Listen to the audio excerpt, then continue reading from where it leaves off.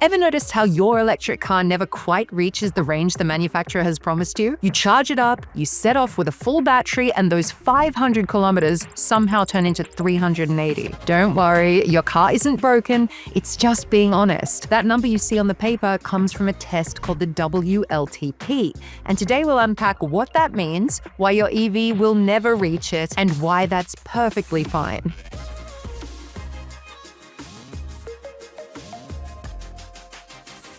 WLTP stands for Worldwide Harmonized Light Vehicles Test Procedure. It's a global standard for measuring how efficiently cars use fuel or electricity, whether they're petrol, diesel, hybrid, or fully electric. It replaced the old NEDC test, which was, well, a bit too optimistic. WLTP figures are around 22% less optimistic, so we're already closer to real life. But here's the key point. WLTP isn't really meant to show how far your car goes.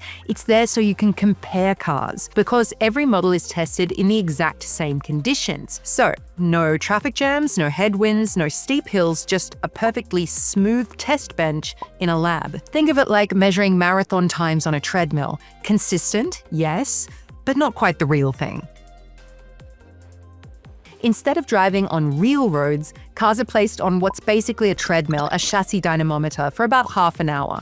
The vehicle drives through 4 phases. Low speed, up to 56 kilometers per hour, that's normal city driving. Medium speed, up to 75 kilometers per hour. High speed, up to 96 kilometers per hour. And extra high, up to 130 kilometers per hour, which is motorway conditions. Each phase includes accelerating, braking, cruising, and idling to mimic real traffic. This pattern even has its own name, the WLTC, the Worldwide Harmonized Light Vehicles Test Cycle. It's more realistic than older methods, but the conditions are still too perfect. No rain, no potholes, a steady 23 degrees Celsius. But in the real world, things look very different, especially for electric cars. Cold weather in particular can have a huge impact on range, far more than it does for petrol or diesel vehicles. That's why WLTP figures often sound a bit optimistic.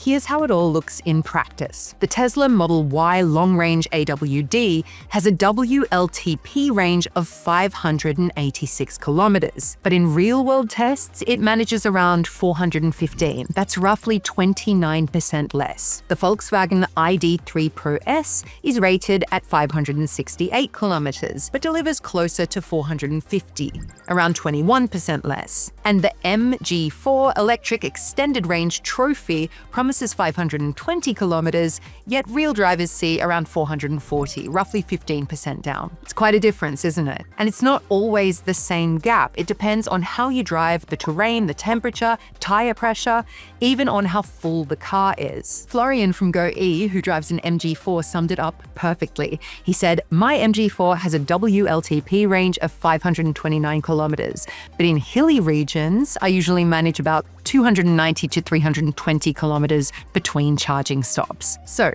WLTP gives you a rough benchmark, but your actual range will always depend on real-world factors, and that's totally fine. Here's the thing, WLTP is a baseline, not a promise. It gives you a fair comparison between vehicles, not your personal result. If you see a 500 kilometers WLTP figure, it simply means that the car performed this number at its best under identical lap conditions. In real life, it'll be lower for everyone, just by varying amounts. And if you're wondering why American figures always look lower, that's because the EPA test in the US is stricter. So, if a car claims 800 kilometers under WLTP, it'll probably be closer to about 640 kilometers under EPA. And that's generally what you'll see in real-world driving. If you'd like to squeeze more range out of your EV, there are a few easy habits that can help. Precondition your car, warm it up or cool it down while it's still plugged in. That way, you're using mains power, not your battery. Use eco mode. It limits power and aircon automatically, helping you drive more efficiently. Drive smoothly.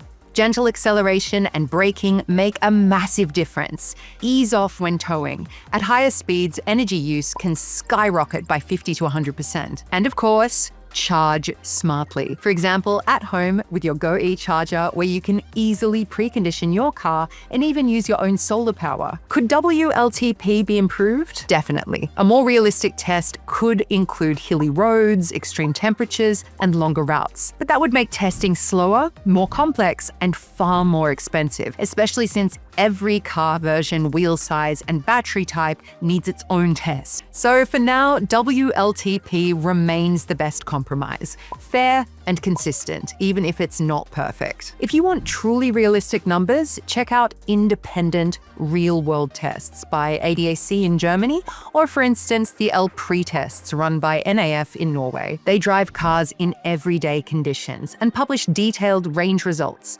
a great way to see what you can actually expect. Will WLTP stay? Yes, very likely. It'll keep evolving, but regulators rely on consistent lab data for things like emissions and vehicle taxes. Real-world testing already exists, but it's too variable to use for official figures. So, next time you see a 500 kilometers WLTP range, don't take it too literally, just as a fair benchmark. And remember, in the real world, your range depends on you, your route, your habits, and how smartly you drive.